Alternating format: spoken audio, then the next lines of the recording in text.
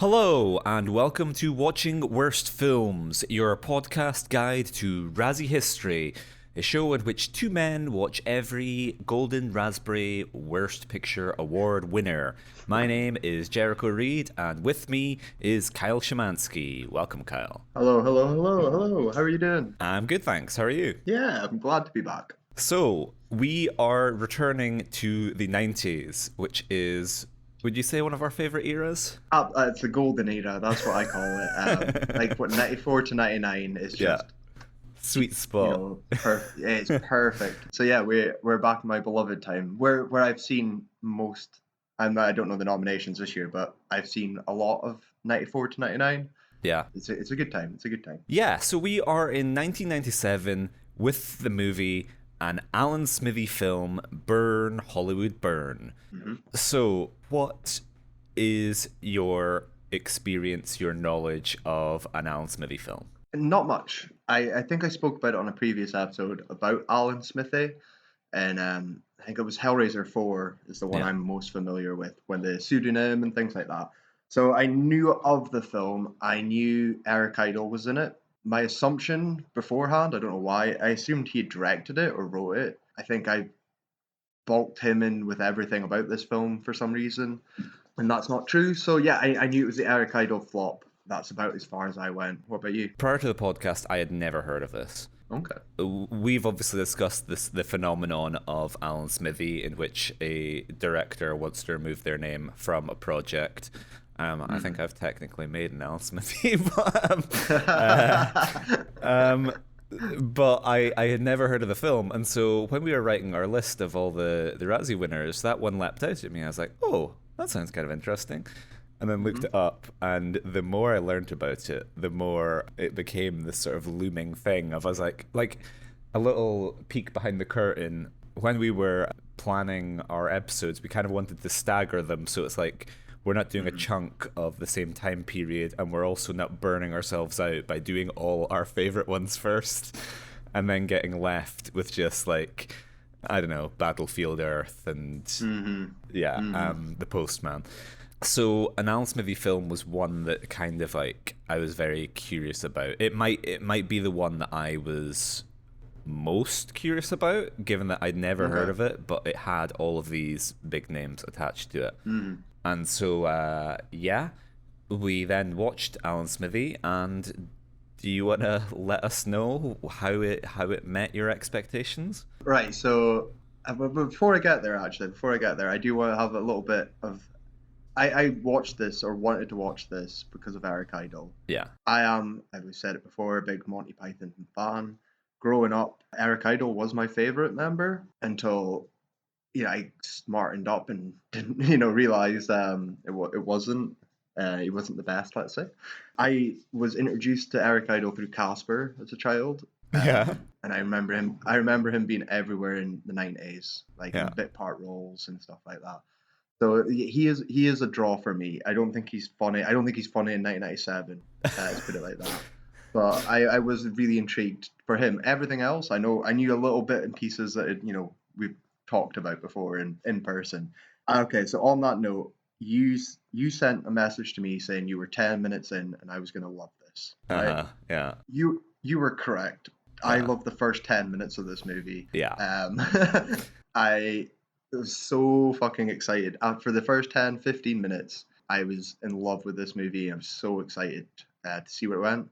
But other than a certain performance from someone who I did not expect to be in this movie, which made my fucking jaw drop, I hated this for the most part. Oh, really? Wow. I just the first 10 minutes, and there's some stuff I really liked in it, but this movie's really short. It's like an hour 20. Yeah. And twice I looked at the time left, which is just because it was, you know what? Like I prefer the Love Guru, right? I'm gonna say it now. Love Guru was so much fucking fun compared to this. If you take out the things to talk about, the weirdness and the cameos and some of the production of it, I really dislike this film. Wow. But, on paper, if well, I don't know, I always shit on the MCU for being like cameo fest, or like, I don't know, that's one of my favorite things to just harp on about in modern cinemas. Why are we getting like a CGI Nicolas Cage at the like dramatic finale of a movie? Cameos, cameos, cameos, cameos, the death of cinema. But if you remove the cameos from this, you're left with just a gaping void. Because beyond that 10 minutes, Absolutely. I was like, well, I'm glad that I attached that qualification to Kyle of I'm only 10 minutes in, so take this Yes, with yes. you will love the opening to this film. Anyway, the general public perhaps did not love An Alan Smithee Film, as on a budget of 10 million, would you care to hazard a guess as to how much it made? Oh, I'm gonna go. I know this is a big bomb. So I'm gonna 10 million. I'm gonna say under a million. And I'll Okay. go, in fact, I'll go with half a million. 500,000. That's my guess. So scale it down by 1/10. This made $59,921. Yeah, that's. I mean, I don't. Did it have a long run? Did it drop?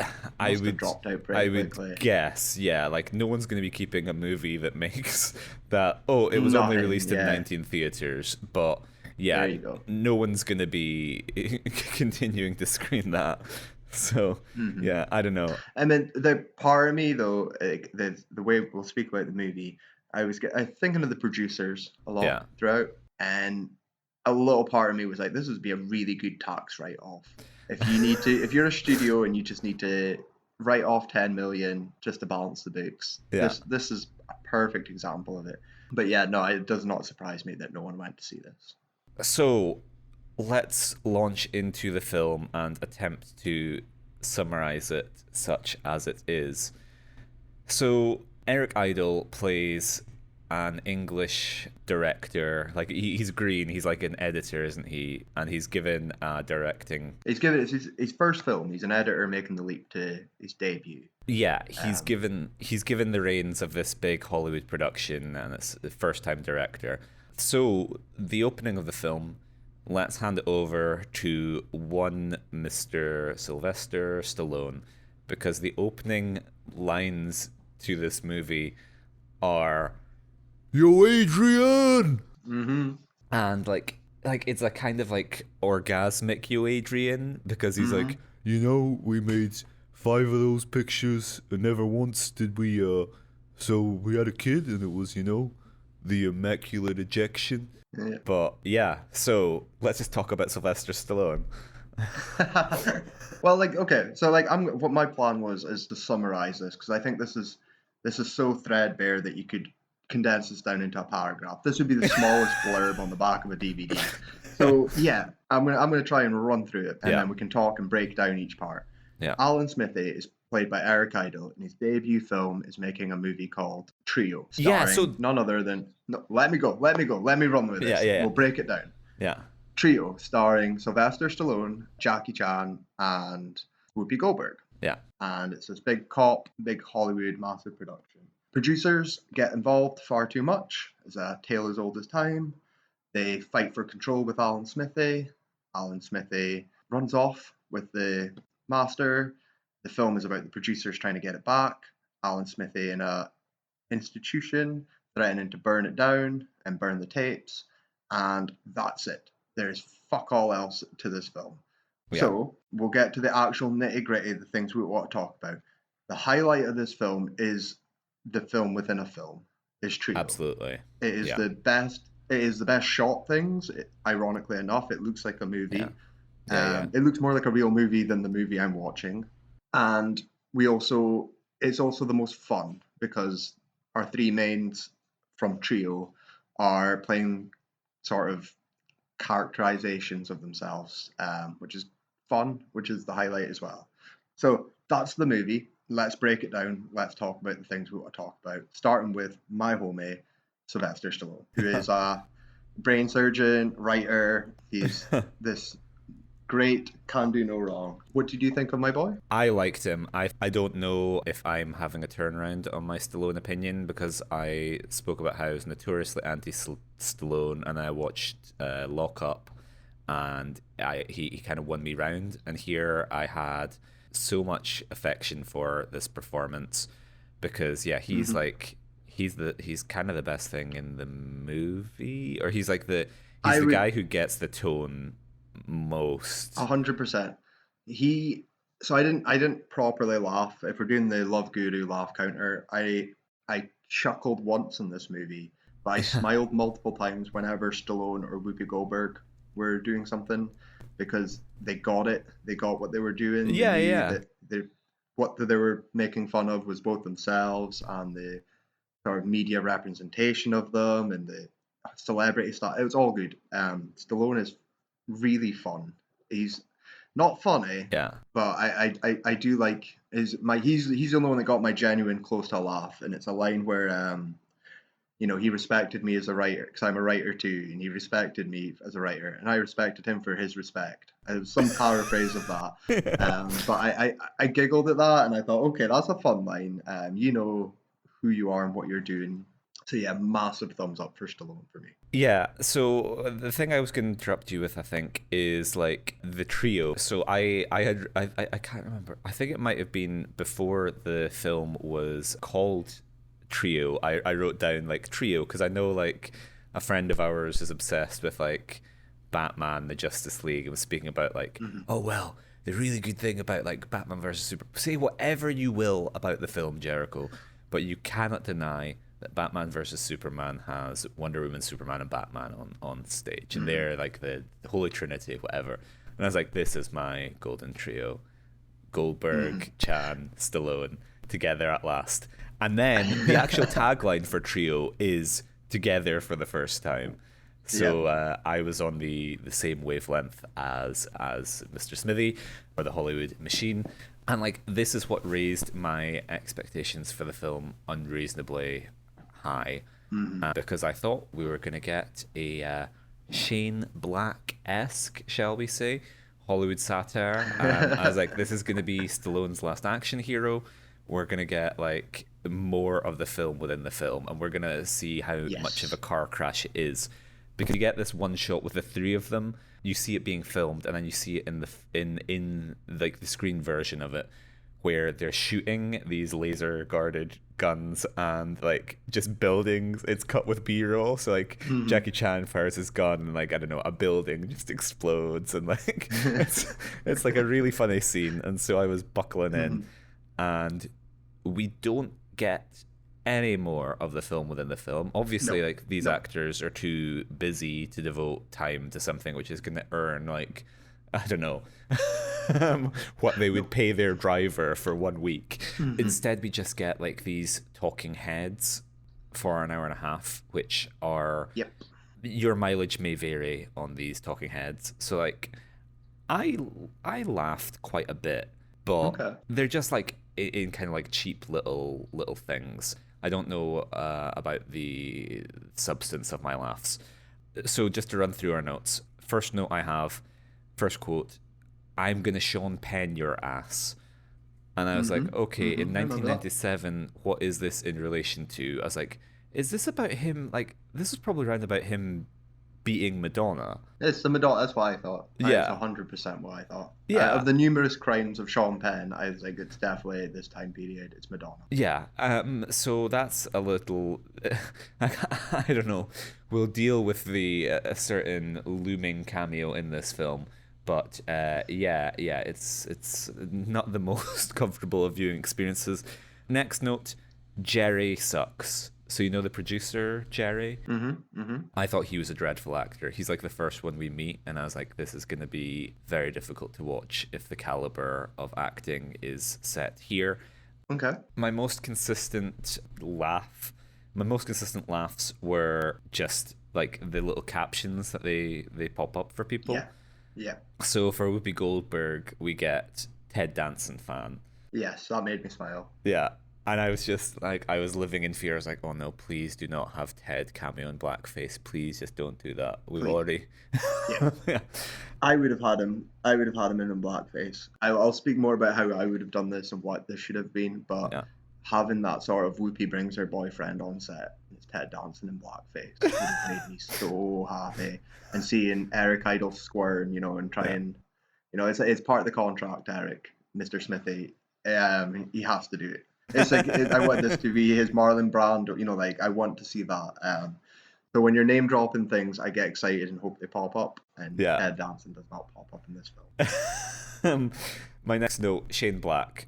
So Yes. obviously Shane Black, screenwriter, writer, director of Autism Predator, Iron Man 3, The Last Action Hero, actor in VOG Predator, the guy who casts a sex offender in all of his films apparently. Mm-hmm. He's in this film.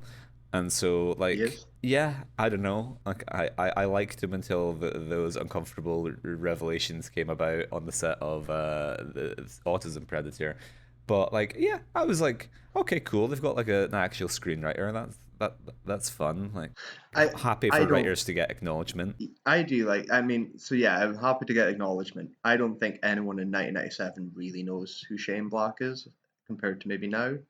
I They don't would know. know. He's like No, Lethal like Weapon, yes, but I mean your average fan in the audience. yeah. It's that's They'll just the know big question. that's where if you're going for the Goldbergs and the Stallones, I would have much rather had an actual comedic actor play a writer. Yeah. And do his parts. So, because he's not good in it either, he doesn't have any funny lines. He's playing it probably too much like himself, and not having these, like I say, exaggerations. I was happy to see him, and then I was like, no, you're just filling time, which is a recurring thing with these cameos. Yeah, that's maybe what we should discuss is like this movie assumes some degree of familiarity with the Hollywood industry because this isn't made for like Joe Public. Because as you said, like regular Joe off the street isn't going to be like, oh hey, it's like famed screenwriter Shane Black, and the other kind of like in jokes and things.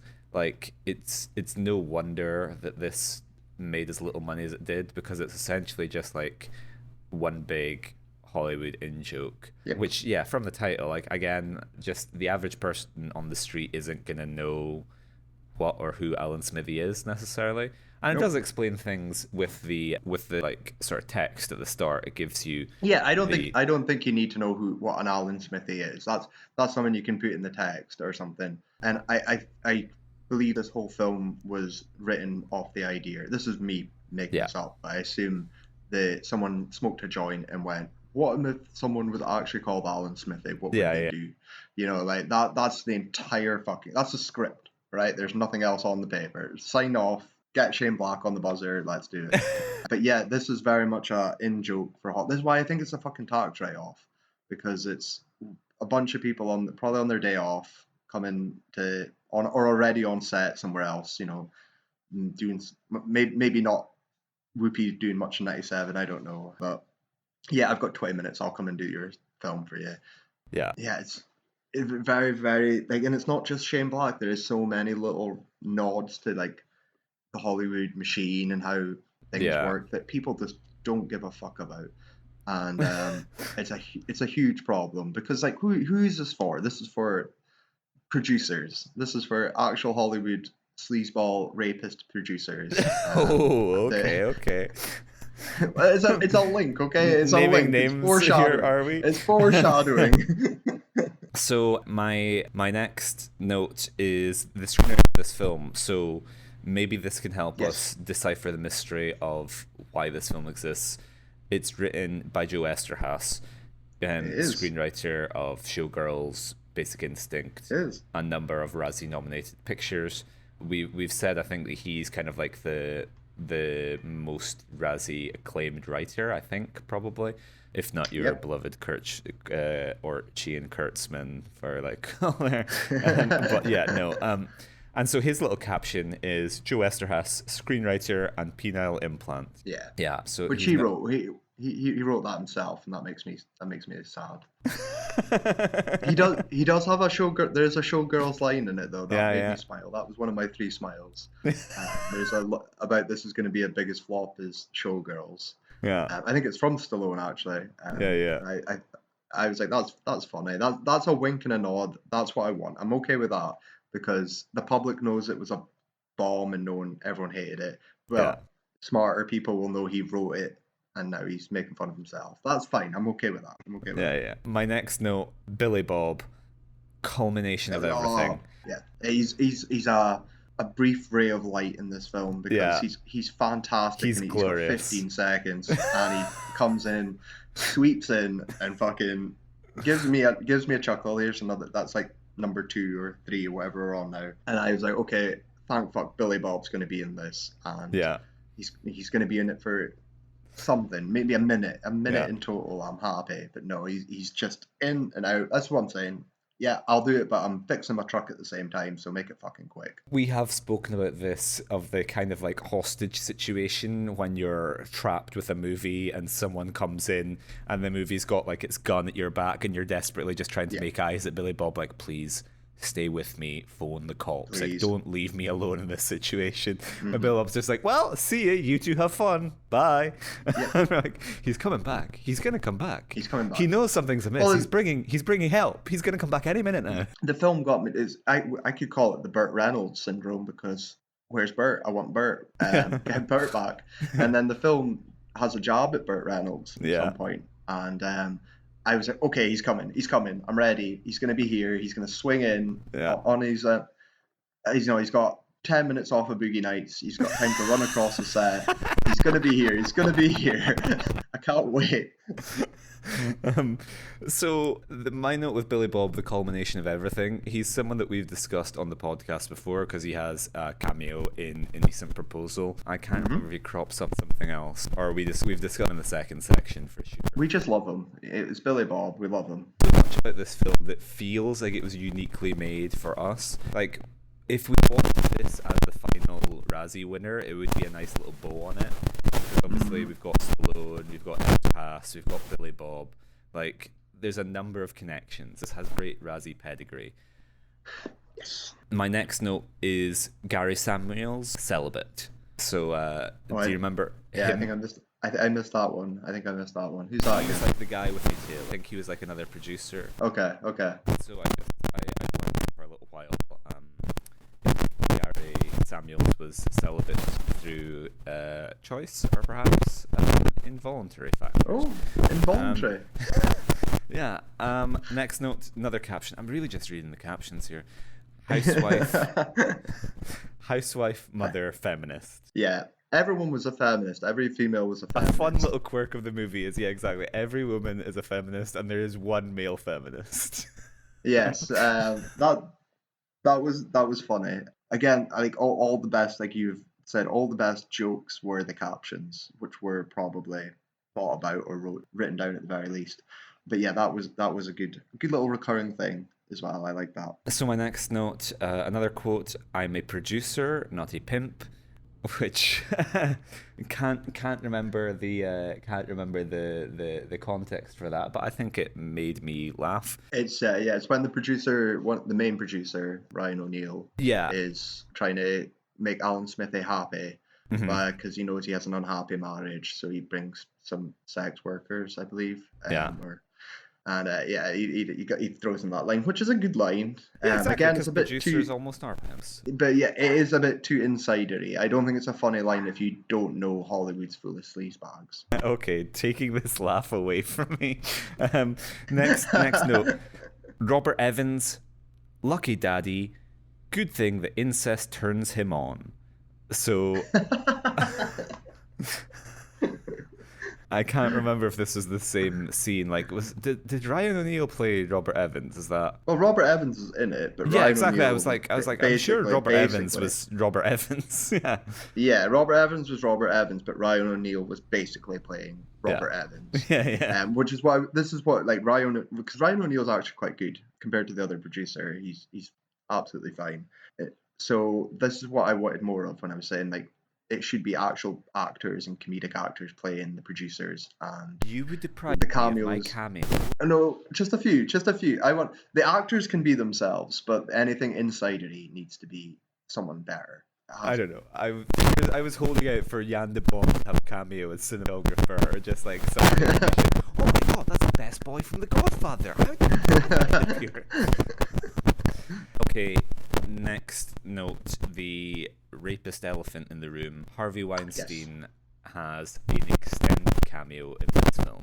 It's a performance. It's a supporting role. He has more screen time and dialogue than probably Stallone. Yeah. Probably not far off Eric Idle, to be honest. Yeah. So Idle is not the lead in this at all. But yeah, so when Big Harvey appeared on screen, it took me a moment because I was thinking, is that someone I know from The Sopranos? Oh no. Is that someone from like Curb Your Enthusiasm? Why do I know this fat sleazy guy? What do I know him from? Yeah. And then the ball dropped. Like as soon as he started speaking, I was like, "Fuck me, that's Harvey Weinstein acting, not even cameo, not as Harvey Weinstein, as somebody, some detective or private investigator or some shit, trying to hunt down Alan Smithee." Yeah, my jaw fucking dropped. I never expected it. I don't know why. I didn't. Maybe he was actually credited at the start, and I don't think he was. Broke. Yeah, so it was this jump scare. It's the Harvey Weinstein jump scare. Exactly. Yeah. Yeah, but fuck me, I never expected it.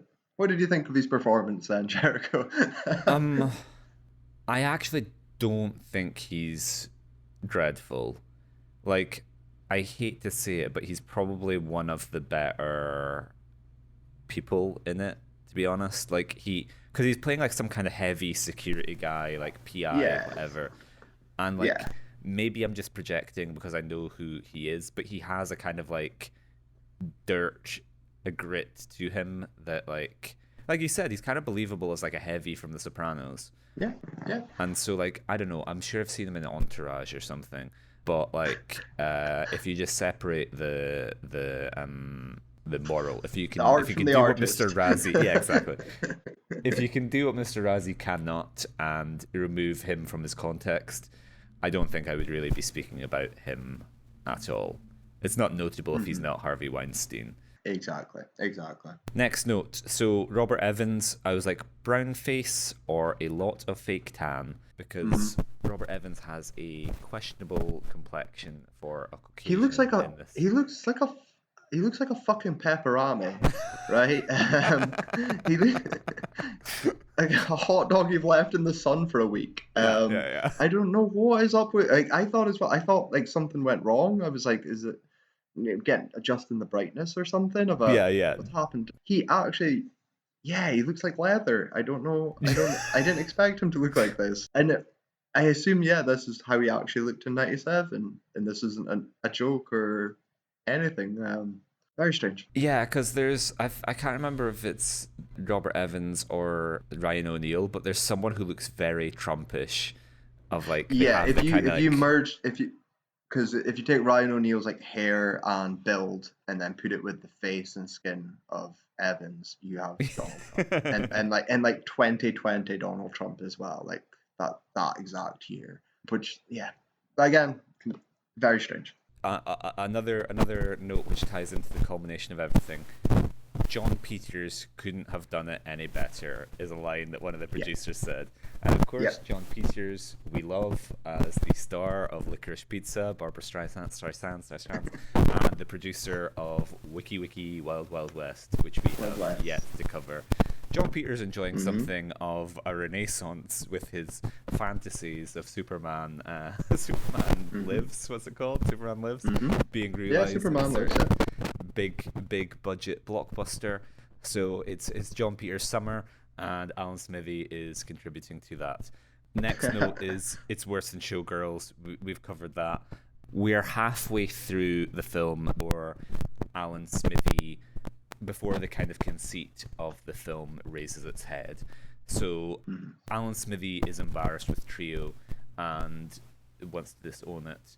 And so is it the brothers who are like, hey, man, just take your name off it and put Alan Smithee on it? He's like, yes, but my name is actually Alan Smithee. Ooh. And so, we're like, this needs to be happening a lot earlier, because essentially, like, the first half of the movie contains all the most fun stuff, but like, it needs to like, it needs to put its foot on the gas of like, he should be attempting to get his way. He should be attempting to like unentangle himself from this bomb within the first 15 minutes, and not 45 minutes into the film. Another quote I have written for you here. I think this is Weinstein speaking.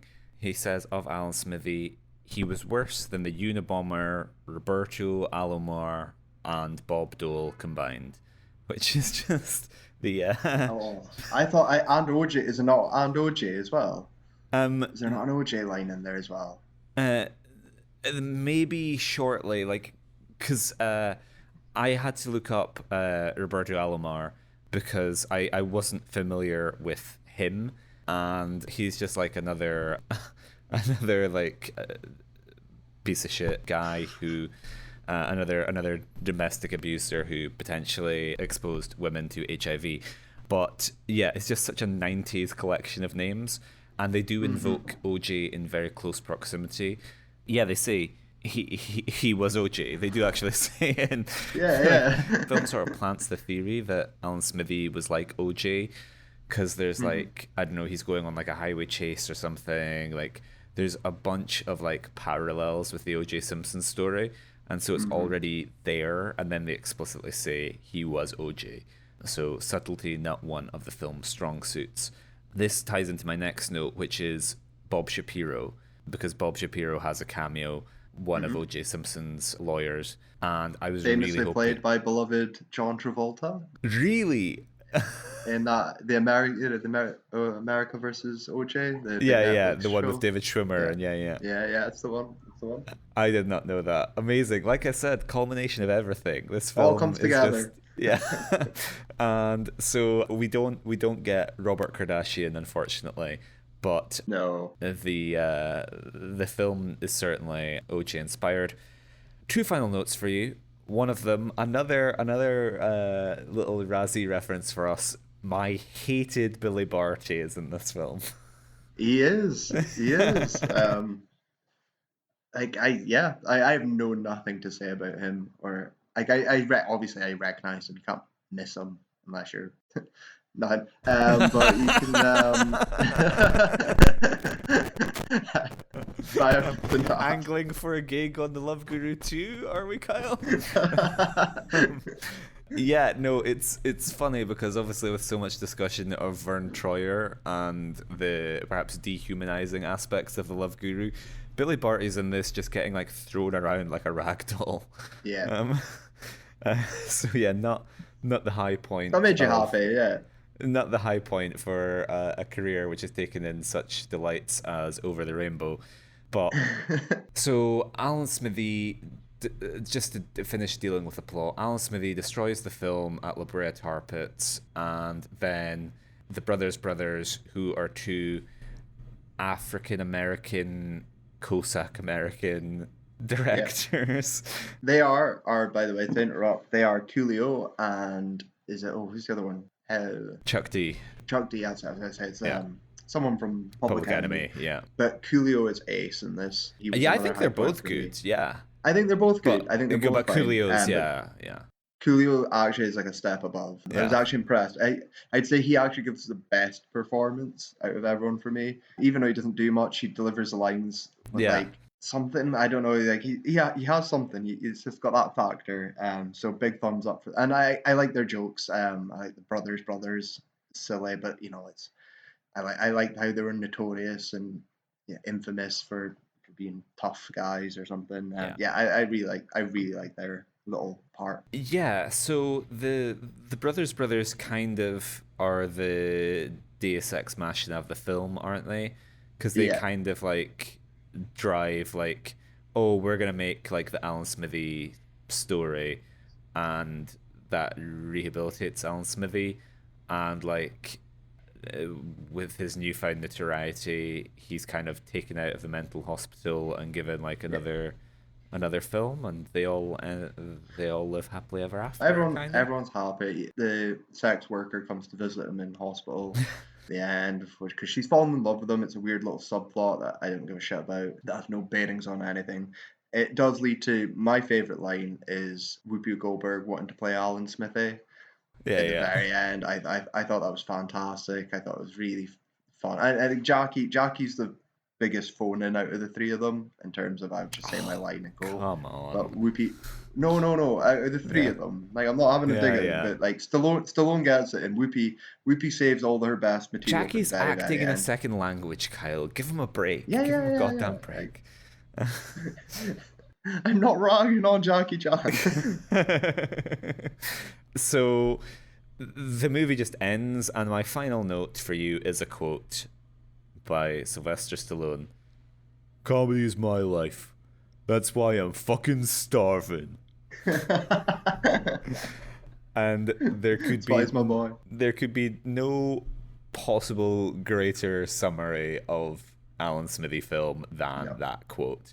So let's move on and discuss the fixes to this film. Yeah. So So I think because this is a good premise. This yeah, is good on paper. It's such an easy fix if we just stay with the film being made with the yeah, trio yeah, and the problems in the production. If it is just if the very end is he wants to just put a fake name on, but it happens to be his own name, and that's the final punchline, yeah, that's great. Give me behind the scenes. Give me Christopher Guest directing this yeah. with it all focused on the production of the film being made, battling Mm-hmm. with the egos and the producers and rewrites and delays and budgets and all the things that people know about. I basically want Spinal Tap. Again, Christopher Guest it. Just give me a Spinal Tap, Yeah, a Mighty Wind style, but focused just on making the film.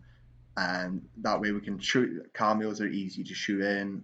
Everything is that's the best fix. That you make a good yeah. movie out of that. The easiest fix, and it was my note I did forgot to bring up, is the soundtrack is fucking weird. Oh, It true. is, Yeah, and it's the only thing I actually looked up. So it's the only yeah, thing I can kind of talk about. yeah, Every talking head has a different like incidental piece of music, yeah, and yeah. some of it Some of them ranges very from on the like nose. some of them are very on the nose. Some of them sound like stock music. Some of it sounds Well, like yeah, covers and stuff. And I was like, yeah, yeah, it's so all over the place. I was like, so I actually looked up. I was like, who the fuck did this soundtrack? yeah, Is it just, you've got Coolio on set, like yeah, get him to yeah. do a song or something, you know?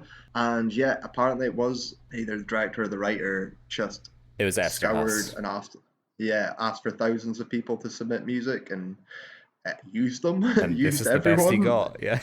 Yeah. Like there's no rhyme or reason, there's no flow to it. It makes the film infinitely cheaper, Yeah. and it's quite you know ramshackle together, ironically enough anyway. But yeah, like you just put on like a 1997 score, or use Coolio, get some Public Enemy, use some, make it part of the film that that you can't get someone to do the soundtrack, so he's getting people to send in cassettes, and he's just Yeah. going to use it.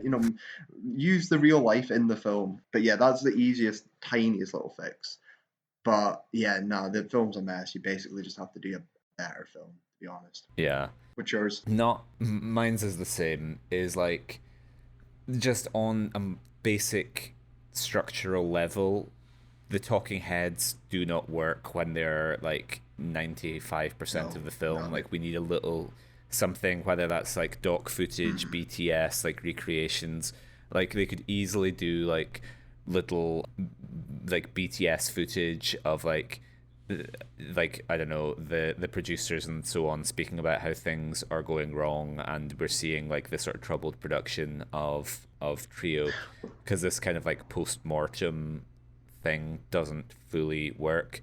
And I Well, think you it could doesn't. do it. I think you could like you can keep talking heads as like maybe 80% of the film, but like I think you can fix the film without needing like without being like, oh, Sylvester Stallone now needs to spend like 40 days shooting on Alan Smithee. I think you Yeah. get a little bit more of Eric Idle, and you can have him sort of talking to other department heads and dealing with like background Well, extras, whatever. that's exactly it. That's exactly it. I hated the fact that there's so much talking heads that in the film talks and tells you but doesn't show Yeah, you. Right, yeah, the whole fucking thing, other than the first 10 minutes, yeah, and that is such a pain in the arse because that's not again what Christopher Guest or good mockumentaries would do. yeah, You show it behind the scenes, where a film within a film within a film, like, and then yeah, cut to random to drop jokes like The Office can do it. Fucking Eric Idle can do it. He did it in the Ruttles. So like Yeah. he knows how to do this better. Like Yeah. because Eric Idle is shit in this, and he's shit in it, but he's still wasted and he's still underutilized. So like it's strange. So the Razzie worthiness of this film, it's undeniable. Like if you think this was worse than The Love Guru, then It is. It is. It is. It was much worse than Love Guru. I'd probably put it above Dirty Love still, yeah. um, because I there was still more smiles. I got to see Stallone. I got Yeah. a couple of bits. I will remember this film way more Yeah. than Dirty Love. I'll probably remember it more than Love Guru, but I still didn't enjoy it as much. So it's a Yeah. strange one. But yeah, 100%, 100%. I'm a little bit more mixed. Like I think this is like a charming failure to some extent, but it is nevertheless a failure. So it's not my personal pick for worst picture, but it's hard to deny that like aspects of this film were certainly Razzie Mm-hmm. worthy. Anyway, so the nominations and wins for this film. Of course, we had worst picture. That's why we're here. It was 100%. nominated for Worst Actor Ryan O'Neal in an Alan Smithee film, Burn Hollywood Burn, as James Edmonds. No, I disagree with that though. He is the lead. He is Yeah, probably the lead. Eric Idle's not the lead, but yeah, yeah, no, he holds it together. He holds the behind the scene, the talking heads, production, producers. He holds that together with a decent performance. It's not great, but yeah. compared to a lot of the other ones sleepwalking through it, at least he tries. So no, I disagree with that one. Yeah, I know lots of people shit on Ryan O'Neal, and on the basis of him as a character, that's certainly justified. But I've only seen him in Paper Moon and Barry Lyndon, I think. So Hmm. on the basis of that, I'm like, this is one of our finest actors. Like, I don't know. And I thought he was like decent in this. He kind of disappears into the role. Like he's not Yeah, really remarkable either way. Then we have worst supporting actor, a win for Joe Esterhaas as himself in an Alan Smithee film. I'm gonna say no. I don't think he's any worse than Shane Black, for Yeah, example. He's fine. Yeah, he's gonna win for writing, but he doesn't deserve it for acting. absolutely, 100%, complete agreement. We then have Sylvester Stallone as himself in an Alan Smithee film. Get fucked. Get Fuck fucked. off. He's the Yeah. highlight. Yeah, Yeah. absolutely. No, no, no, no, no, no. He's just doing this because he clearly has a personal vendetta against Stallone at this point. Mm-mm. Because yeah, no, There's Stallone is far, far, far from Razzie worthy in this film. See, I 100. I would. If we could have kept him on set, if we could have made him a bigger part of this film, and I Yeah, was making it, I would I would utilize him, turn him up, use it so much more. I'd be getting Frank Stallone to be his body double and stuff, yeah, and making jokes out of that. Like yeah. you could have made the whole film around this man. You didn't even need the other two. It could have just been a troubled shoot stuff. It could just be like Rambo 10 or some Yeah, makeup. yeah. We're gonna do the troubled production of Rambo 10, and We're it'd be gonna make Tropic amazing. Thunder with Rambo. Yes, Um, yes. the So yeah, smallest no, change you fuck could that. make to this film, I would make it a Rambo film, and I would lose the Alan Smithee stuff. uh, worst screen couple, any combination of two people playing themselves or playing with themselves in an Alan Smithee film. No, because no one really spends time together the two producers, the two main producers, are pretty much the only people that speak to each other and Yeah, not to the camera and just yeah, talking heads. So no, this is stupid. Just because yeah. it's a stupid award, you could have put anything from this, but no, like no one's on screen, so no. That is a really good point. I was all ready to be like, yeah, sure, shrug it off, but you're exactly right. In like the camera just does not Eh, allow eh, two people on screen at the same Yep. time. And worst director, Alan Smithee, also known as Arthur Hiller for an Alan Smithee film. So like Yeah. I don't know if this is like, this surely has to be like a marketing gimmick, but it says that like Arthur Hiller demanded getting his name taken off the film. And so like Mhm. it's not described as like, oh, ha ha ha, like a gimmick that they were like It planning to do. It sounds as if he will like all the reporting is like absolutely. sincere. Yeah, I was cynical when because I think I did know that Yeah. they used Alan Smithee on the film, and I was like, oh, that's a marketing thing, Yeah, Like yeah, I did get exactly. Yeah. cynical about it, and then I watched it, and I was like, oh no, absolutely, I take my name off this as well. It's ironic, yes, but that's that's funnier than the film, and it is Yeah. sincere, Yeah, so he is worthy for this award because this is shockingly directed, but again, ironically, I assume the producers broke him, and Yeah. the producers and the writer are probably who actually made this film. So I have sympathy for him that he probably was Eric Idle as if the film it got pretty meta, but yeah, it is shit. So gotta balance it up. Yeah. So Arthur Hiller was a Canadian TV and film director, and after he made An Alan Smithee Film, he didn't make another film for about a decade, which was his final film, because he was in his 70s when he directed Alan Smithee, and then in his 80s he directed National Lampoon's Pucked, Fair. starring John Bon Jovi. Oh. Yeah, yeah, hard to deny that like that's a Mm-hmm. worthy nomination. And then we have worst screenplay, an Alan Smithee film written by Joe Esterhaas, nailed on 100%. because just like structurally does not work. It's not. It is all over the place structurally. It has no jokes really, other than the Yeah, captions. I don't think there was really a script. I think it's an idea, a pitch, yeah. not a full fleshed out screenplay. For something as all over the place as this is, it has no right being as unfunny because you kind of take focus, like loss of focus comes with the benefit of like, oh well, we can just cram whatever jokes into this that we want. Mm-hmm. So yeah, worst of both worlds. Worst new star, Joe Esterhaas as himself in an Alan Smithee film, Burn Hollywood Burn. Okay, he's not a star. No No, one's he's not. gonna leave the theater being like, I can't wait to see what this new star Joe Esterhaas does Yeah, next. Um, so 100%, hundred fucking percent agreement. fucking bullshit.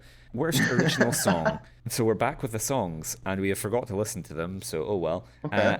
I Wanna Be Mike Ovitz from Fuck. an Alan Smithee Fuck. film. I was actually gonna say this earlier when I was talking about the soundtrack. It's the only thing I fucking remember was there's something about I don't want to be Mike something. Mike, Yeah. I don't want to be John Lovitz is what I remembered it as. But I remember it because it stood out as such a weird fucking song. Yeah. In a film full of Yeah, weird songs, this is one of the weirder yeah, ones. it stuck out to me. Fuck. All right. Did it win? Sorry. Did you say? Yeah, that one. Yeah. Okay. That was written by Esther Haas and Gary G. Wiz. Oh, the famous Gary G. Wiz.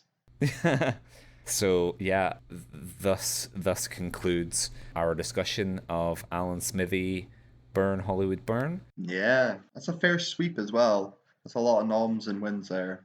Yeah, so it led the pack with 9 nominations, although that was shared with another film. So join us in the second half when we'll be covering all of the other winners and nominees from 1999.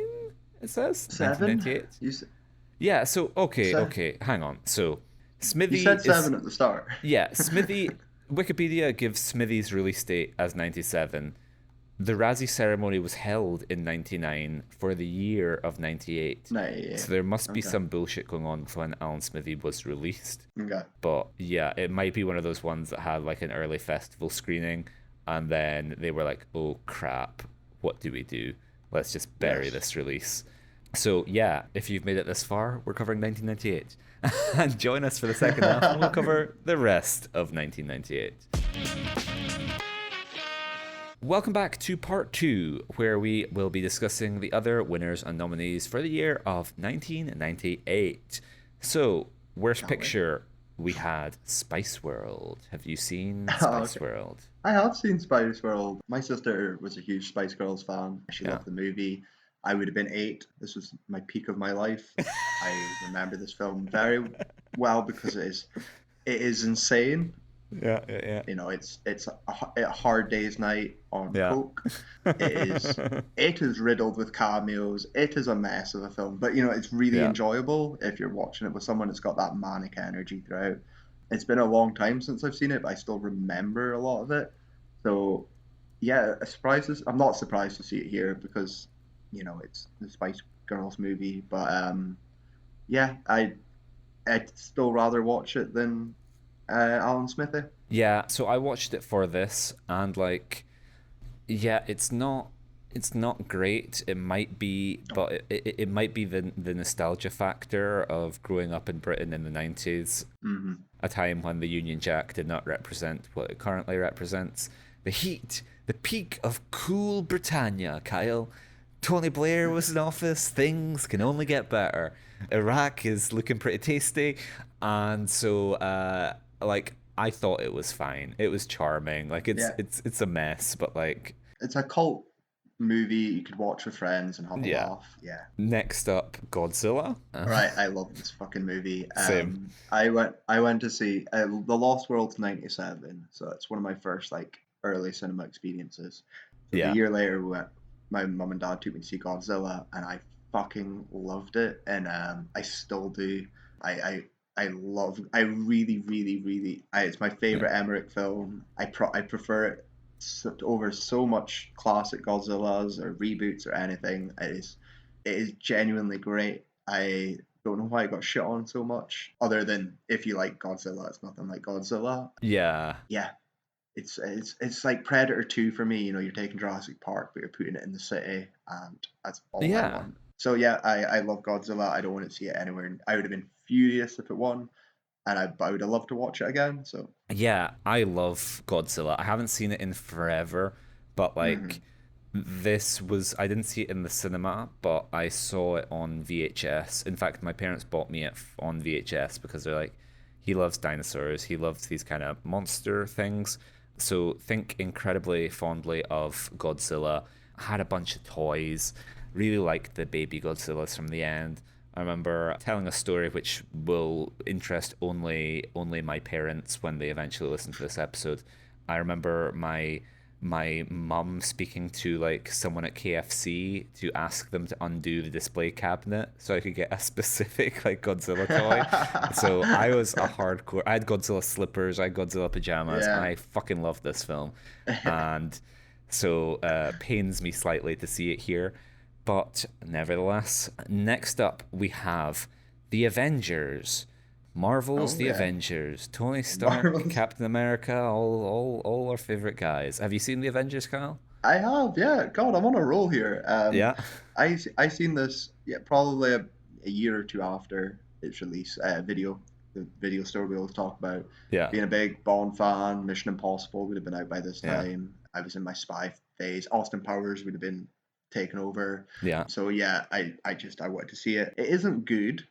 I yeah, mean, my memory is probably foggier than the other two films. It is very 90s, like very campy. Like, yeah, like yeah, Batman Forever and stuff like that. It reminds me of that. I don't remember liking it, but I don't remember hating it. It's very British as well. It's like yeah. Spice World is what I remember. I like Uma British Thurman in it. invasion this year. Yeah, Yeah, yeah, I like Uma Thurman and her terrible accent. Yeah, I would have been up for watching it again, but from memory, Alan Smithee still works. yeah. I haven't seen it, so left entirely to you.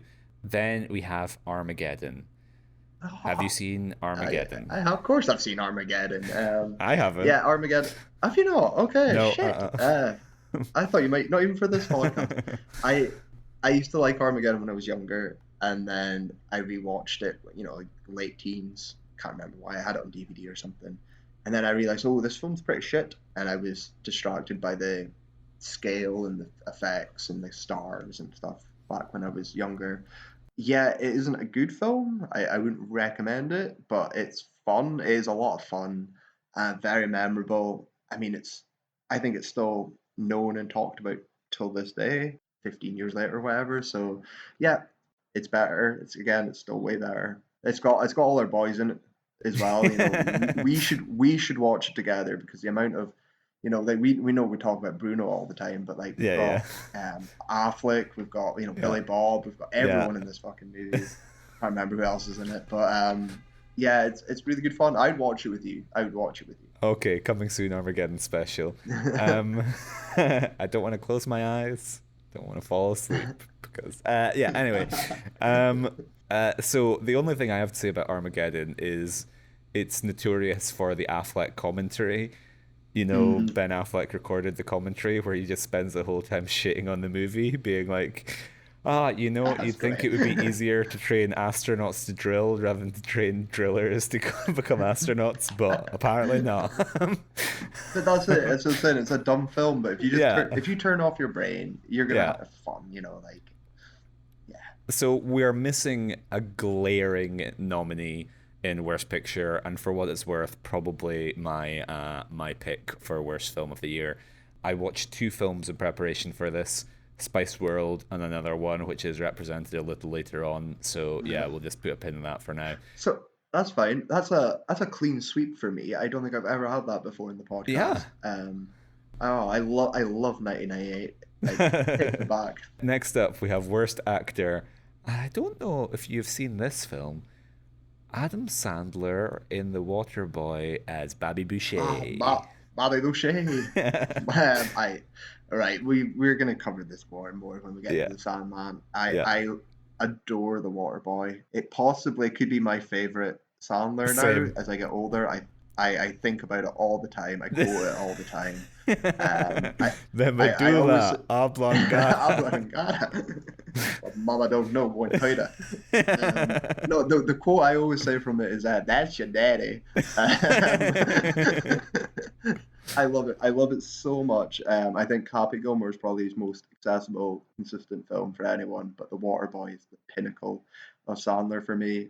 Yeah, And Sandler's peak man-child yeah. acting is The Waterboy. It has so yeah. The funny Sandler voice has never been funnier than in The No, Waterboy. And there's just no. like little things like when the medulla oblongata scene where he kind of like puts his hand. There's just like he's just killing it. It's like watching. Yeah, He's I don't know. It's his, It's yeah, it's his Woodstock. He's at his peak. yeah, He's here to close the set. exactly. Yeah. I love him so much in this. Yeah. So next up, we have Ryan Philippe in 54 as Shane O'Shea. Have you seen 54? It's No, about the rise and fall of that's Studio 54. no, I never even heard of it. That's my streak broken for this year. No, no comment. Well, you might be interested if I tell you that it stars Ryan Philippe, Salma Hayek, Neve Campbell, and Mike Myers. Oh, oh, I would strange. encourage you to look up the poster because Mike Myers seems almost unrecognizable. Interesting hairstyle. Okay, I'll look up after. Then Ryan O'Neal, obviously. Next up, we have Ray Fiennes in The Avengers as John Steed.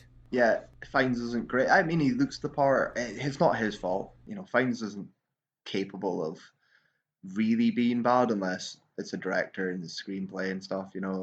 Yeah, we Like spoke on the about how level of Holmes and Watson couldn't bring him down, so yeah, exactly. Yeah, so he gets a pass for me here.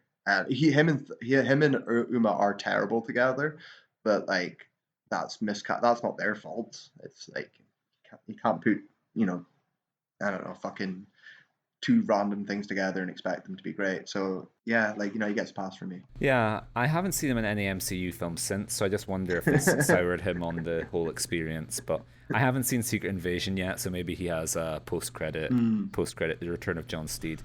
Winner, we have Bruce Willis. Bruno returns with Armageddon, Mercury Rising, and The Siege as Harry Oh. Stamper, Art Jeffries, and William Devereaux.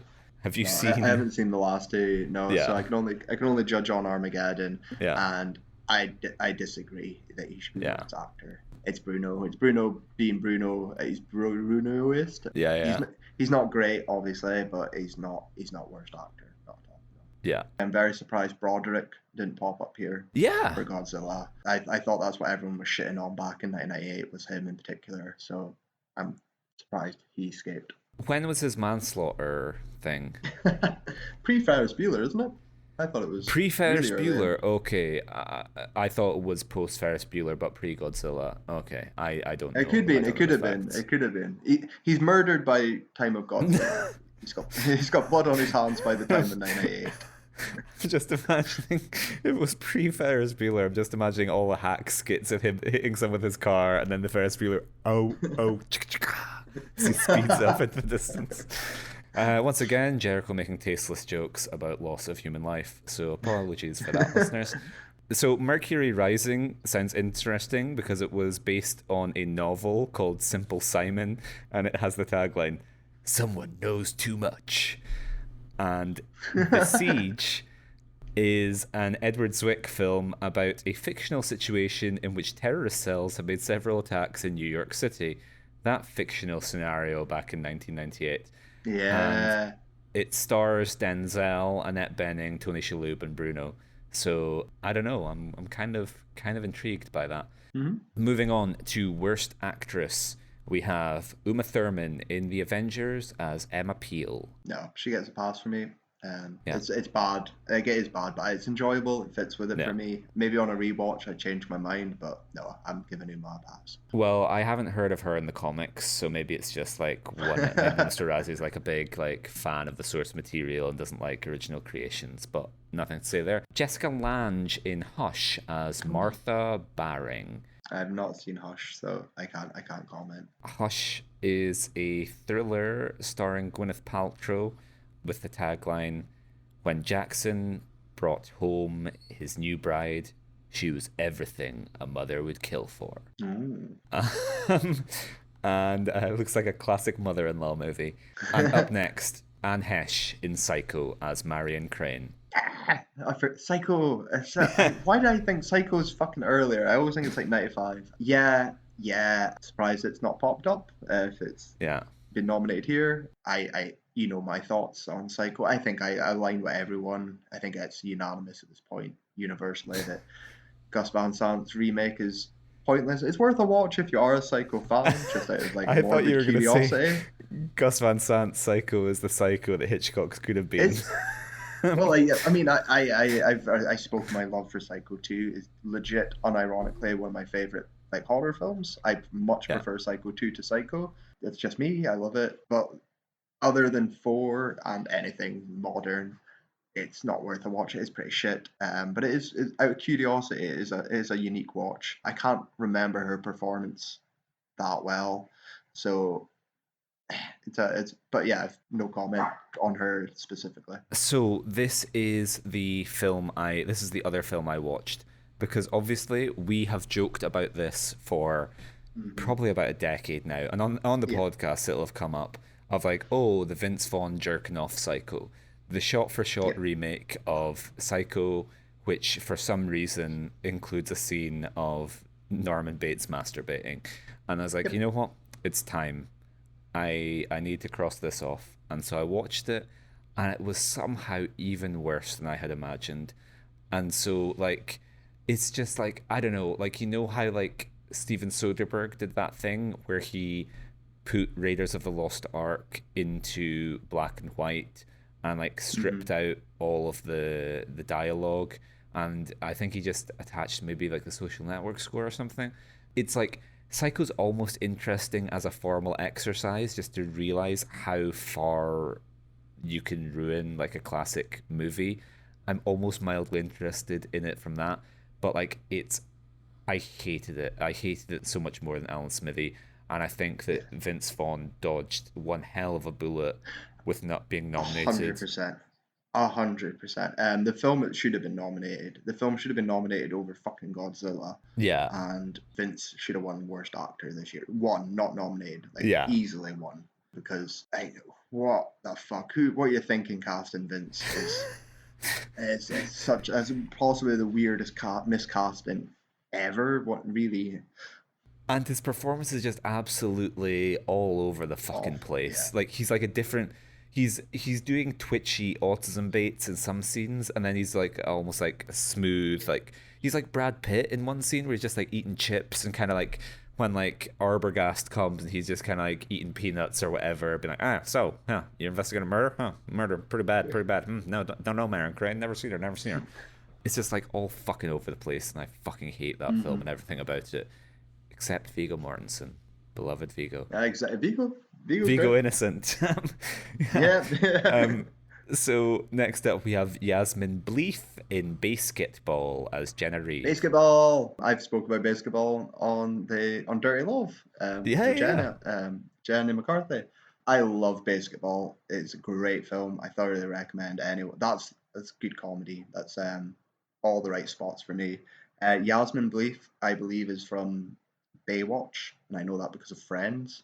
And she is fine. She is absolutely fine for what she does in the role. McCarthy is a problem, but McCarthy is not lead. But no, Yasmin's fine. I give her the pass. She fits it perfectly.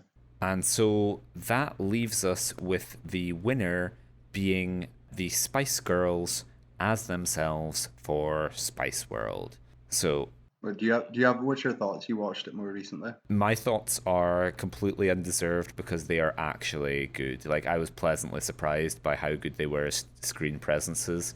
Like, Yeah. they're clearly not actors, but they are like charismatic and comfortable and like good to watch. Like, they, like, as far as pop star vehicles go, I was really, really surprised with how good they were. It's the Hard Day's Night thing, isn't Yeah, it? like they're better than the Beatles. They are better Yeah. screen performers than the Beatles for sure. Yep. So moving on to worst supporting actor, Sylvester Stallone as himself, Alan Smithee, covered that. Joe Pesci in Lethal Weapon 4 as Leo Getz. Ooh. Have you seen Lethal Weapon 4? I don't think I have. My mum loves the Lethal Weapon movies, and so as a young adult, I watched 2 out of 4 with her, but I can't recall which ones. 4 is pretty poor. Yeah. I think it's quite known. I love the first 2, 3 is good fun. Yeah. 4 is jumping the shark. And as much as I love Joe, and it's not his fault, he is overused in 4, by being like a main character, and he is annoying. But that's not his fault. That's the whoever's making the film. That's Donner's fault, or whoever wrote it. He's still Joe Pesci, but it's like it is annoying. Like, I can't, something that's good for a little bit of comedic relief becoming a lead is a bit of a problem sometimes. Yeah. So I'm not against him being here, but good riddance, it's my boy I as say. well. So Sorry, yeah. Well, speaking of your boy, up next, Roger Moore in Spice World as the Chief. Oh yeah. Yeah, he's fun in it. Yeah, no, get Moore away from here. I remember Roger Moore in it. Is he not also in fuck, what was the film I was on about before, the cameo heavy film? Spice World, Smithee. Whatever. More I'm cameos sure for cameo 1998. Basketball. Yeah. I wish. I think from what I remember, you can correct me, but I remember him being a lot of fun. I'm not as positive on him as I could be because there were shades of Boat Trip. Ooh, see, shade. But yeah, he's probably not Razzie worthy in that, like, he fits the tone of the Spice World perfectly, brings a little bit of pedigree to proceedings. So yeah, I can't really fault it. And from one Bond to another, Sean Connery in The Avengers as Sir August de Winter. Where he basically plays Bond. Obviously, this is the Indiana Jones, effect here. You only cast him because he's Bond. Yeah. This isn't cast for any other reason. This isn't like Dragonheart or something where you cast him on his voice acting ability. Yeah. Or Highlander or something. No, yeah, he's still fun though. He fits the tone really well. Or like when you're doing like a spy thing or parody almost. Yeah, like I'd probably give him marks above Moore in everything, including the Razzie rankings. Yeah. Then we have Joe Esterhaas as himself as the winner, of course. So we're supporting actress Raquel Welch in Chairman of the Board as Grace Kulsick. Oh, Chairman of the Board.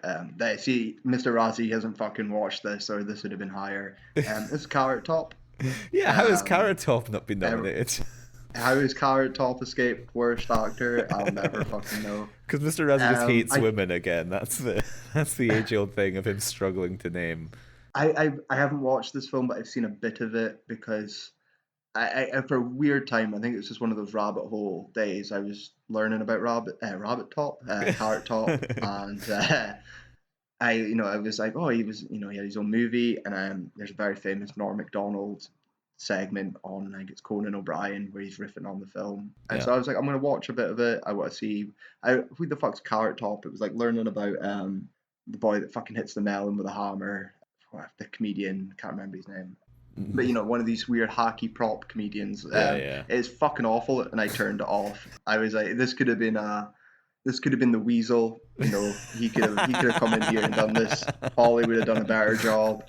Yeah, Mr. Razzie has not seen this film. If I tap out, I don't remember Raquel Welch in it though, so maybe she is bad in it. Yeah. Then we have Liv Tyler in Armageddon as Grace Stamper. No comment. I can't remember how she is in it. I struggle to imagine her being that bad, but anyway. Jenny McCarthy in Basketball as Yvette Denslow. Oh, so I've kind of already covered that twice already now in 2 episodes. Yeah. I mean, she's better in it than she is in Dirty Love. It plays on what I said before about her, the model that does gross things and really takes the piss out of herself. This is a highlight because it's such a small role that works. But yeah, she's not good. She isn't good. Yeah. Then we have Ellen Albertini Dow in 54 as Disco Dottie. Neither of us have seen 54, and Ellen is best known as the rapping grandmother Rosie in The Wedding Singer. Oh, so that's a good film though. Yeah. So she performs Rapper's Delight in The Wedding Singer, but that's one of the few Sandman films I have not seen, so I cannot comment on that. Do you not even know that scene? That scene's very famous. Nope. I thought you'd have at least seen. Okay, fair. But take a moment to pay tribute to what sounds like she was an amazing woman. I'm hearing this for the first time. Dow's other film roles include elderly lady Mary Cleary, who outs her grandson in Wedding Crashers, the recipient of Christopher Lloyd's slapstick in Radioland Murderers, Choir and Sister Act. She made guest appearances on The Golden Girls and Will and Grace, and she was also an acting coach, and she passed away in May 4th, 2015, aged 101. Oh, fuck. Well done. Yeah. And then the winner, Maria Patillo in Godzilla as Audrey Timmons. She's the lead girl, the journalist, right? Mm-hmm. Yeah. Yeah, I don't know the actress's name. I don't recognize that, but no, she's fine. Yeah. Her and Hank Azaria, isn't it? Shit. Yeah, no. Apu himself. I don't nothing. Yeah, nothing bad about Godzilla. Take nothing bad. Yeah. She's fine though. She does all right. I have nothing bad to say about her. It is peculiar to single her out. That's all I'm gonna say. Broderick survived, but she didn't. So something's up. Broderick survived, but someone was left behind. Worst screen couple: Ray Fiennes and Uma Thurman in The Avengers. Yeah, I said that before. They have no chemistry. Yeah. They're awkward and weird to each other. That's a genuine screen couple nomination that is right for a change. I can't remember the analogy I used before of just like a fish and a bird hanging out, or just something like they seem like they're from two separate worlds. Like imagining them meeting just feels like it's breaking my brain a little bit. Yes. Then we have any combination of two people playing themselves or playing themselves, Alan Smithee. Any combination of two characters, body parts, or fashion accessories in Spice World. Fuck off. Yeah. We can't just do this for every fucking nomination as well. Any combination of two characters, it's so fucking annoying. We've given him a let-off for Spice World when it's that time-old thing of Mr. Razzie just hating things that aren't made for him and probably hating teenage girls' interests or preteen girls even. But he wasn't alone in this, because Mr. Razzie's book mentions Roger Ebert's review of the film, in which he's going on and on about he's like, you could get any three people from Subway and they would be as charismatic as the Spice Girls. He's like, their 14 minutes are up and they're soon to be irrelevant and the songs are mediocre, whatever. And I'm like, I don't know, Roger Ebert, good on the whole, but had some big misses. Oh yeah, absolutely. That's what I can do. And this is just one of them in that I'm like so not never mind their 15 minutes was not up. Like people are still talking about them to this day. Yeah. And like it's hard to imagine anyone revisiting like the One Direction films in like the One Direction film in like 20 years, whatever. I mean, on my only comment I was going to say there is Ebert, as much as he's got some great reviews, Yeah. and he's well known, his infamous hatred of The Freddy Brown Got Bunny. Fingered Oh, sorry. will be getting covered, and how much I think that is his least favorite film of all time, or one of them. And Yeah. he's fucking wrong. So he's got some big misses. Kyle, of course, being Team Vince Gallo. But so yeah, like I don't know. It's just again he's half-assing it with any combination of two characters. Body parts? What? Body parts? Anyway, Yeah. Ben Affleck and Liv Tyler in Armageddon. What you'll have seen from Ben Affleck's thing, that they have no chemistry, and that's a bad screen couple. So Yeah. like, I don't remember Tyler specifically, like I said, but I can remember Affleck really well, and yeah, like it's weird and awkward, and yeah, that's two good nominations, two terrible nominations. And then the winner, we would like to extend an invitation to guest on the podcast to one Mr. Leonardo DiCaprio and himself as twins in The Man in the Iron Mask. Oh, okay. Yes, he's finally eligible to come on twice. Yeah. He didn't go on Tarantino's podcast to play Rick Dalton, but he's gonna come on ours. I really like Man in the Iron Mask. I remember the earlier 90s Three Musketeers film. Is it Kiefer that's in that? I can't remember. So I had like a little phase where I like sword.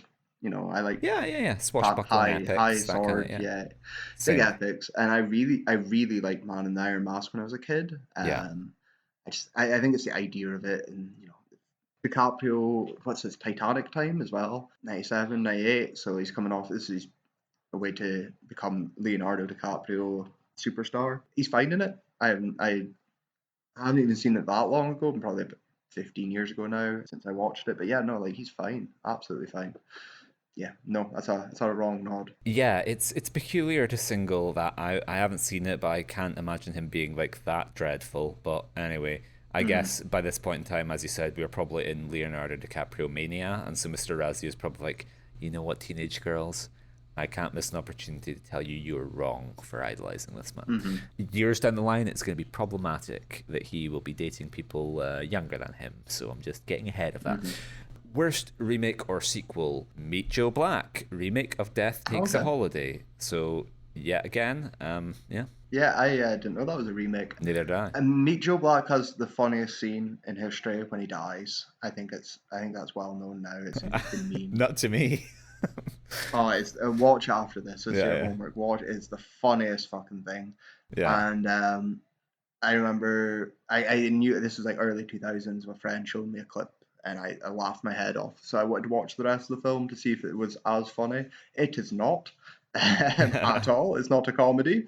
It's not a bad film though. I remember it. I didn't know it was a remake. But yeah, it's fine. But it's got the funniest scene in my opinion, probably in any movie. So yeah. Then this really is just becoming nostalgia cast, because this is a big one for me. Lost in Space. I went to see Lost in Space on my 8th birthday with my friends. Amazing.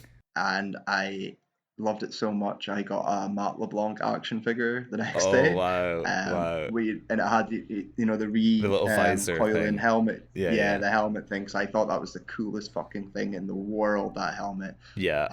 I was like, George Lucas, take notes. This is what you need. Like you need this.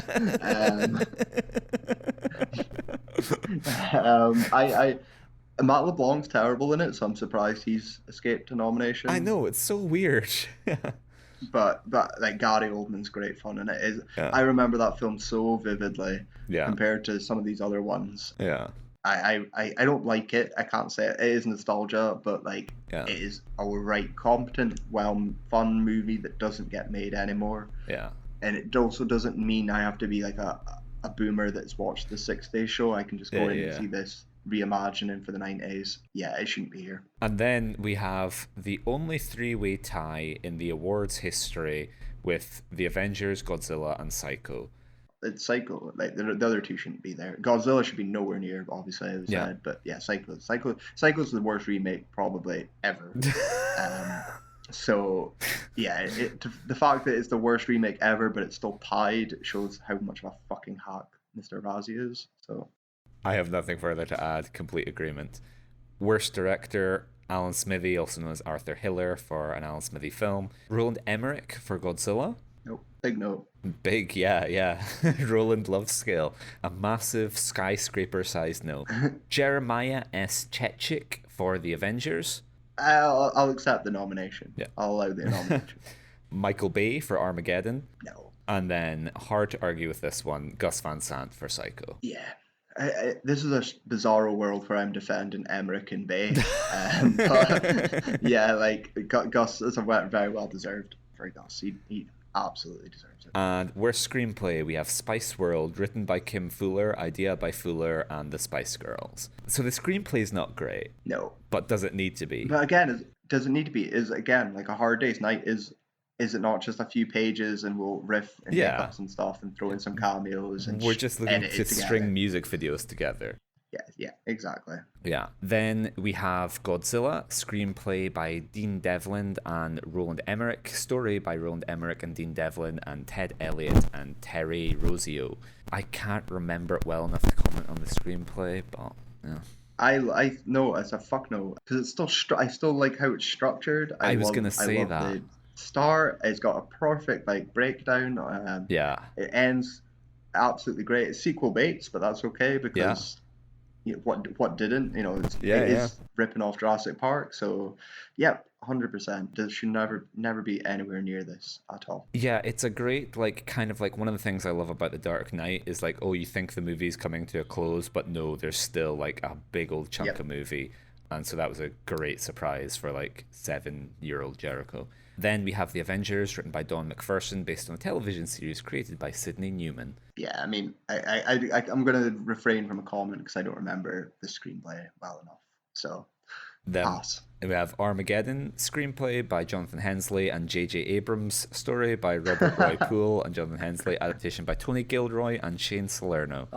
J.J. was so close to being eligible to come on. And I talk about Star Trek for 9 hours. Fuck. Yeah, okay, this deserves to be here. It's a mess. It's stupid. We've covered that already. Yeah. And then the winner, of course, Alan Smithee, Joe Esterhaas. So, worst new star, we have the Spice Girls in Spice World as themselves. No. No. Yep. Carrot Top in Chairman of the Board as Edison. 100%, and should have won. 100% should have won this. They should have easily. A Chairman of the Board could have sweeped here. Yeah. So, he's got very lucky. Then we have Barney in Barney's Great Adventure, the movie, as himself. Fuck, we were so eligible to getting Barney on as well. So fucking close. Yeah, I do remember there being a Barney movie, but I was too old by this point. Yeah. I'm not. I'm watching Scottish Lost in Space. Come on. Yeah. I'm. Come on. I'm grown up now. Give me Godzilla. Don't get. That's my dinosaur.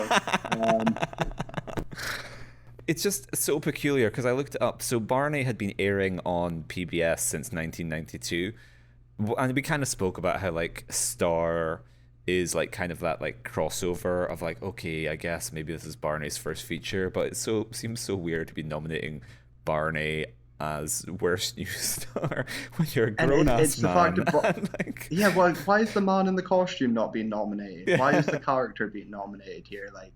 I don't want to see worst new star like Godzilla in Godzilla. Yeah. No, fuck off. That's stupid. And so the winner, Joe Esterhaas, Alan Smithee, but he is tied with Jerry Springer in Ringmaster as Jerry Farrelly. I've never heard of Ringmaster. So Ringmaster is a fictionalized version of Jerry Springer's show. He plays Jerry Farrelly, host of a show similar to his own called Jerry. There are 3 ongoing plots in the film. The primary one surrounds a white trash trailer park in which the slutty Angel is sleeping with her mother's husband. Please, no sex shaming on this show. Prompting the mother to constantly try to outdo her promiscuous daughter's behavior out of spite, including sleeping with her daughter's boyfriend. Second plot revolves around an urban black woman called Starletta, whose brother Desmond is sleeping with her two best friends, but three are united against Desmond when he teams up against Angel. And the third plot revolves around Jerry and the show itself, detailing the difficulty Jerry faces in trying to come to terms with his rather dubious claim to fame. Very bizarre. Very bizarre. Sounds good though. I'd probably give it a watch out of curiosity. So, moving on to worst original song. Too Much from Spice World, written by the Spice Girls, Andy Watkins and Paul Wilson. So is that the first? That went to number one, right? That must have went to number one. Almost certainly, that. Yeah. I think that's one of the lead singles from the movie. Yeah. Apart from Spice World, the song. Yeah. Yeah, like, so it's first number one, I imagine, to get here. No, absolutely not. Not in a million years. Yeah, exactly. It's just like it's like a good song and just should not be included here at all. And then we have Storm from The Avengers, written by Bruce Willis, Chris Elliott, Marius DeVries, Betsy Cook, and Andy Kane. I don't remember it, but Grace after Jones. this, I will find it because I'm very curious. Yeah, I'll have a look. And was that Bruce Willis you said there? Yeah. Oh, I love him. He was a founding member of the Buggles. Yeah. He wrote "Video Killed the Radio Star." Yeah. That's the only thing I know him from. Well, he wrote. I'll give it. It said he did write for Grace Jones, so yeah, Okay. there's your Bond connection. All comes together. And then we have I Don't Want to Miss a Thing from Armageddon, written by Diane Warren, also Oscar nominated. Oh, yeah, of course. Fuck no way. I mean, it's one of the most famous like rock ballad songs ever now. Exactly. It's wedding song de rigueur. Like, yeah. More people know this song than Armageddon. For sure, yeah. Overdone, overplayed, cheesy, whatever, but not a bad song. Karaoke, everyone knows this song. No way in a million years. Yeah. Then we have Barney, the song from Barney's Great Adventure, the movie, written by Jerry Herman. Jerry Herman. Who's Jerry Herman? Jerry Herman's a Broadway guy. Okay. So that's not what I'm thinking of. Hello, Dolly. Okay.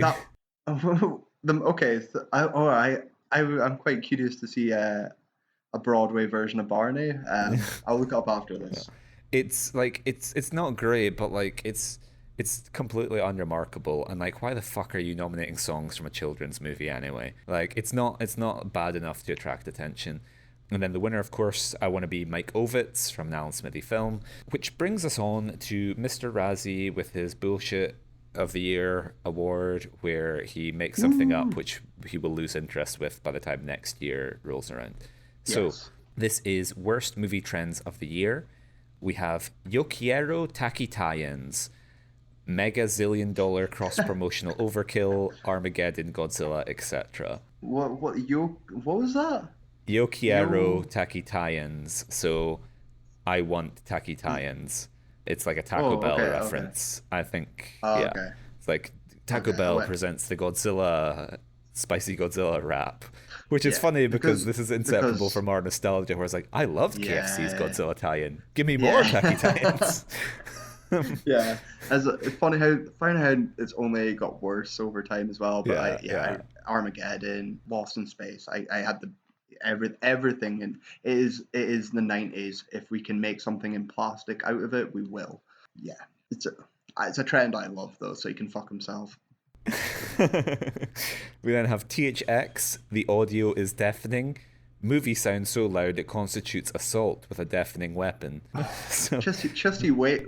Exactly, he needs to wait. A young man named Christopher Nolan was taking notes in the theater. Like that's a product of the time, because it's only got worse, mate. It's only went tits up since here. Yeah. 30 minutes of story conveyed in less than 3 hours. Longer movies, shorter plots. Fuck off. Absolutely go get fucked. I think I said before, my favorite movie is The Good, the Bad, the Ugly, which has 20 minutes of plot and stretched out into 3 hours because it's not about the plot sometimes. Yeah, and again, this is a trend that's only going to get worse as time goes on. Like, wait till now when we've got fucking 4-hour fucking superhero films. Yeah. He's incredibly prescient in all of these. If you've seen the trailer, why bother to see the movie? Previews that give away the film's entire plot. So yeah, Exactly. Just wait, mate. yeah. Like you don't even need to go to the cinema again. You can just Trailers that watch show the trailers on final YouTube. shot. Yeah. Yeah, yeah. Show me all the highlights. Show me all the best jokes. Tell me everything, and then yep. And then the winner is Gidgets and Geezers.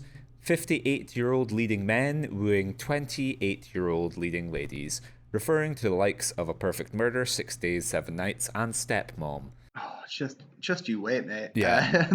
This is so ahead of you. He must be miserable now, eh? Like everything he hates only got worse. Yeah. I mean, we've Wait just until seen. Razzie winner Leonardo DiCaprio ages 20 years now. Yeah. Everything's downhill. We've just seen like the age discourse going on about Oppenheimer and like 47-year-old Cillian Murphy and like 27-year-old Florence Pugh. So this is my tip: Oppenheimer to be nominated for a Razzie. Yeah. Or indeed Ryan Gosling as Ken and Margaret Robbie. So that brings us to an end for another year. We do, however, have the stinkers. So I'm just going to power through some of their nominations, because we do have a couple interesting ones here that I want to get your take on. So the stinkers shortlist: Lost in Space, Blues Brothers 2000. Oh my god, like where's Blue? Oh my fucking god, we could have been talking about Blues Brothers 2000 for 2 hours. I am furious, Mr. Razzie. Oh, damn you to fuck. Okay, continue. Then we had the Avengers, Alan Smithee, and their winner with 44% of the vote went to Spice World. So, No. yeah, I'll just power through their dishonorable mentions. Airbud Golden Receiver, Armageddon, Babe Pig in the City, Barney's Great Adventure, Basketball Blade, Chairman of the Board, Deep Impact, Fear and Loathing in Las Vegas, 54, Godzilla, aka God Awful. We normally say the stinkers are pretty good, but that's a Mr. Razzie-esque touch there. Wow, yeah.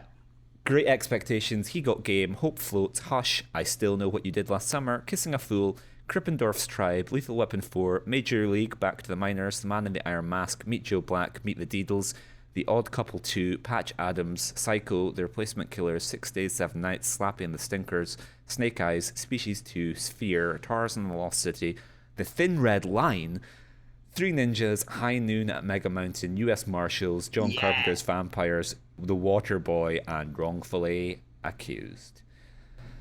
Oh my god. There was a few for every good one there's a bad one that is what the fuck are you smoking? Yeah. The only one that stuck out there when you rattle through it, Patch Adams is shit. Yeah. I hate that movie so much. Yeah. That I would have been putting that in my personal top 5 like nominations. I fucking hate it. But then yeah, for every one of them there's a Thin Red Line, there's Water Boy and shit, like fuck off. Yeah. I don't get the chance to speak about it on the podcast very often, but another obsession of mine is Terrence Malick. So the idea of Thin Red Line being considered the worst film, I'm absolutely fucking livid at that. Particularly like returns after 20 years with like a masterpiece, and they're like, this is the worst movie of the year. So I do have another couple of nominations to read out to you here. So the stinkers had Most Annoying Fake Accent, which went to Adam Sandler in The Waterboy with 37% of the vote. And they also had Most Unwelcome Direct... Beat Uma Thurman. And then they also had Most Unwelcome Direct-to-Video Release, with the winner on 55% of the vote, Bill Clinton's Grand Jury Testimony. Oh, I wish he won. He did. Like, oh, he did win. Yeah, 55% of the vote. He swept it. When we do our sequel, he's eligible for our stinkers coverage. Slick Willy, come on down. And then worst song in a motion picture, this little blast from the past, on 37% of the vote, Come With Me by Puff Daddy with Jimmy Page from Godzilla. Yeah, I know that. I remember that song. I'm sure I had it on fucking cassette. Yeah, it's a good song. They're wrong. Just gonna give them one final tip of the head. Surprisingly based Stinker Bad Movie Awards with their Founders Award. What were they thinking and why? The Academy of Motion Pictures, Arts and Sciences for honouring Elia Kazan with a Lifetime Achievement Award. So there you go. No matter their bad takes with Terrence Malick, there's at least some like working solidarity from the stinkers. But that brings us to a close for another week. And so we'll be returning to you with one of our specials. So every 4 episodes or so, we like to tackle a little something outside the year-by-year remit to focus on something which we, a movie which we wouldn't cover ordinarily. Next week, we're going to be bringing you something a little bit different in that it won't be a movie, but will in fact be an individual with a lot of significance throughout Razzie history. We're going to be covering the career of the most nominated actor in Razzie history, one Sylvester Stallone. I can't fucking wait. It's what I've been here for. Yeah. I'm going to still try. I've got, 1 week to try and wrangle Frank Stallone on to co-host. That's my mission. So what's your favourite part of your brother's filmography? But yeah, I can't wait. So this is your opportunity to get involved, listeners. Help Kyle with his goal. You can follow us on social media at Watching Worst. Start the campaign. Frank on WWF. Get Frank Stallone. Harass him. Send him DMs. Get it trending. And follow us on social media where you can find content about the show, and you can email us at watchingworstfilms@gmail.com if you have any comments about these films or any other, or indeed if you are perhaps the sibling of actor Sylvester Stallone.